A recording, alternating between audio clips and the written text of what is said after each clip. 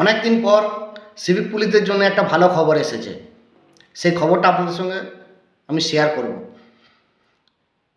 পুরো বিস্তারিত খবরটা জানতে আপনারা পুরো ভিডিওটা দেখবেন।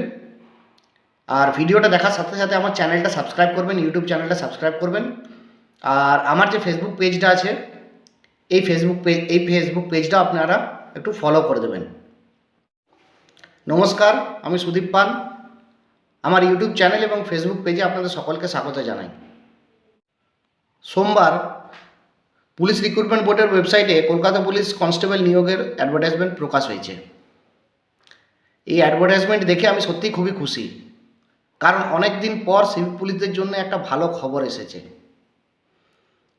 যেটা বহু লড়াই, বহু আন্দোলন, বহু ত্যাগ, এত কিছুর পরে বেশ কিছু সিভিক পুলিশদের জীবনে যে জীবন চলার পথ সেটা পাল্টাতে চলেছে, তাদের জীবন আরও ভালো হতে চলেছে। তাই আমি খুবই খুশি, এই অ্যাডভার্টাইজমেন্ট দেখে আমি খুব খুশি। এবং এই খুশির খবরটা আপনাদের সঙ্গে শেয়ার না করে থাকতে পারলাম না, তাই চটপট একটা ভিডিও বানাতে চলে এলাম আপনাদের সবাইকে জানাতে। কলকাতা পুলিশের যে অ্যাডভার্টাইজমেন্টটা বেরিয়েছে তাতে প্রায়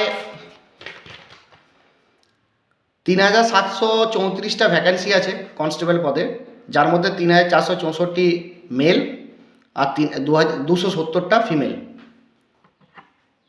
টোটাল প্রায় ৩,৭34 ভ্যাকেন্সি আছে এই কলকাতা পুলিশ কনস্টেবল নিয়োগের যে অ্যাডভার্টাইজমেন্টটা বেরিয়েছে। এখানে বয়সের যা হয় তাই দেওয়া আছে, 18 থেকে 30 আপনারা অ্যাপ্লাই করতে পারবেন। তার মধ্যে কিছু ছাড় যেটা দেওয়া থাকে, বয়সের ছাড়, রিল্যাক্সেশন, এজ রিল্যাক্সেশন যেটা দেওয়া থাকে, এসটি এসসির জন্য 5 বছর প্লাস 5 বছর, ওবিসি এবির জন্য প্লাস 3 বছর, ট্রান্সজেন্ডারদের জন্য প্লাস 3 বছর। আর সবথেকে গুরুত্বপূর্ণ বিষয়, সিভিক ভলেন্টিয়ারদের জন্যে প্লাস 5 বছর।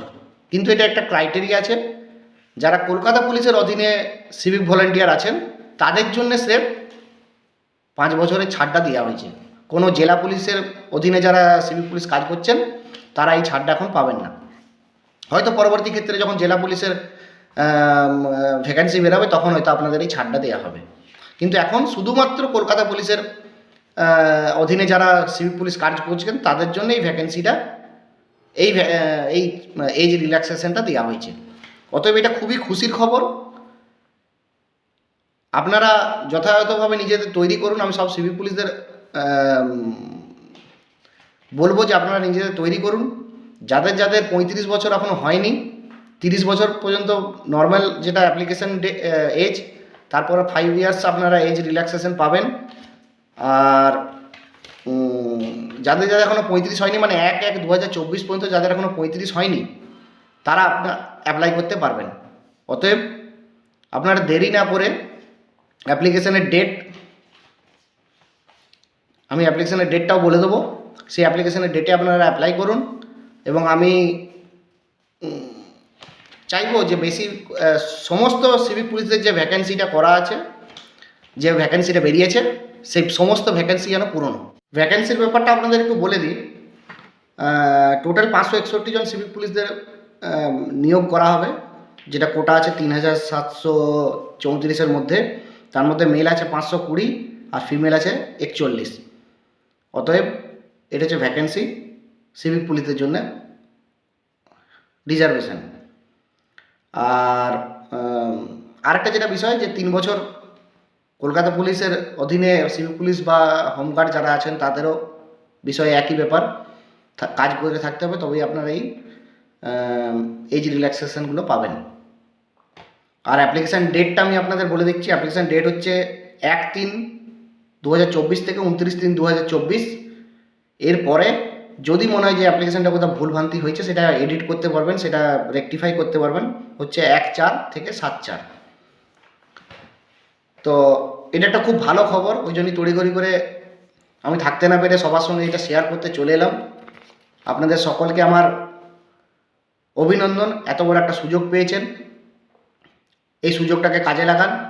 নিজেদের যে কষ্টের জীবন, সেই কষ্টের জীবন থেকে বেরিয়ে আসতে এই সুযোগটাকে কাজে লাগান। আমি সমস্ত সিভিক পুলিশদের বেস্ট অফ লাক জানাবো, যে আপনারা নিজেদের প্রিপারেশন নিজেদের মতো করে নিয়ে আপনারা এই পরীক্ষায় উত্তীর্ণ হন। নমস্কার, সবাই ভালো থাকবেন। Best of luck.